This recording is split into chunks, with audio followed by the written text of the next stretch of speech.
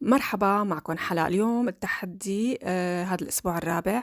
الحمد لله نتائج كتير حلوة عم شوفها بالتعليقات. اليوم رح نعمل نظام نباتي، رح نريح جسمنا شوي من اللحمة والدجاج والبيض والحليب. رح ناخد نتائج كتير حلوة.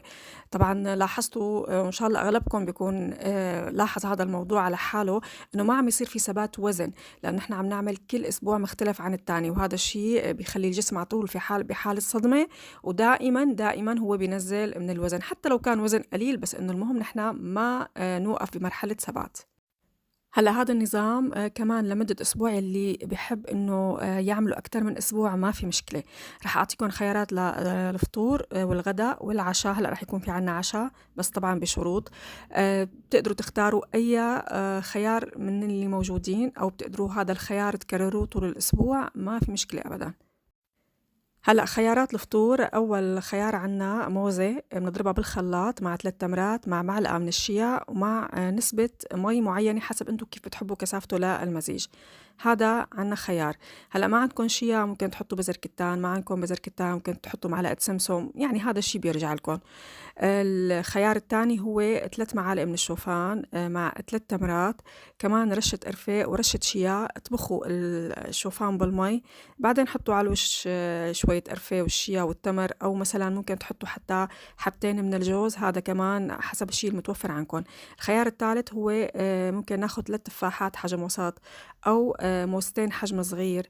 أي نوع فواكه بحجم التفاح مثلا ممكن إنه ناخد منه 3 وحدات، أو يعني حتى ممكن تشبعوا بتنتين، ممكن تشبعوا بثلاثة، حسب انتو. بس المهم إنه ناخد نوع فواكه واحد، وما في شي ممنوع، يعني خدوا يلي انتو بتحبوه.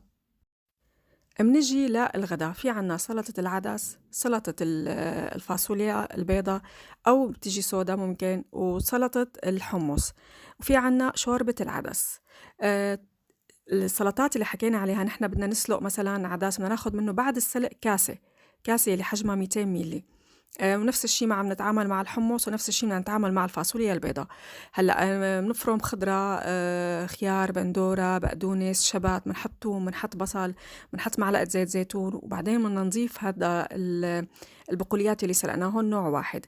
مثل ما قلت لكم ممكن تعملوا مثلا طول الأسبوع حمص، طول الأسبوع عدس، ممكن تبدلوا، ممكن تحطوا فاصوليا يوم عدس يوم، هذا الشيء بيرجع لكم. المهم نحن إنه نلتزم بكمية البقوليات، يعني كمية الخضرة ممكن تكتروها كتير، بس كمية البقوليات اللي بدنا نحطها نحن بعد السلق ممكن إنه ناخد كاسة مع معلقة أو معلقة ونص من زيت الزيتون، لحتى تكون فعلا طعمتها كتير طيبة. شوربة العدس بعد ما اطبخوها بالطريقة يلي انتو يعني معتمدينها بالبيت، وبتاخدوا تقريبا خلينا نقول كاستين، يعني عندك تقريبا بين 350 وال 400 ملي. ممكن انك تاخديهم على وجبة الغداء من دون ما تاخدي معهم نشويات، يعني مثلا خبز محمص او شيء، لا، لانه هي فيها بروتين ونشويات، هي كشوربة بتحتوي على هدول العناصر. هلأ بنيجي للعشاء، وشرط العشاء يكون قبل النوم ب3 ساعات، هذا كتير شيء أساسي.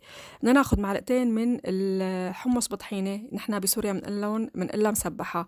بناخد معها مثلا خيارة بنقسمها هيك شرايح أو أصابع، ممكن جزرة، ممكن فلفلة خضراء.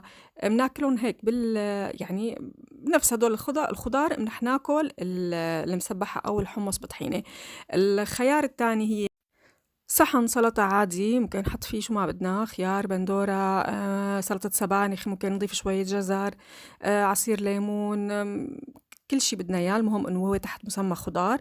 وناكله. والخيار الثالث هو إنه نعمل الخضار هاي، نحط لها معلقة زيت مع شوية أوريجانو مع شوية ملح، نعملهم هيك على مقلاية مثل خضار سوتيه، وناكلها مع شوية زبادي. مثلا ناخد شوية لبن يلي هو الزبادي، ونحط عليه شوية ملح، شوية أوريجانو كمان، وناكل الخضار يعني اللبن بالخضار.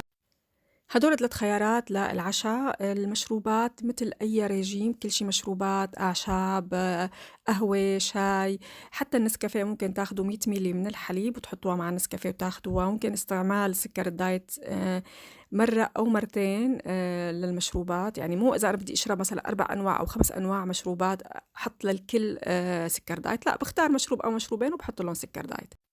لا تنسوا شرب المي، حاولوا إنكم كل ساعة أو ساعة ونص هيك نشرب كاسة مي. يلي بيقدر يمشي 5000 خطوة بيكون كتير ممتاز، وإن شاء الله رح يحصل نتائج أكتر وأحسن من الناس يلي ما عم تلعب رياضة. ممكن نلعب حتى ربع ساعة مقاومة أو نص ساعة، والناس يلي بتلعب أكتر كمان بيكون كتير ممتاز.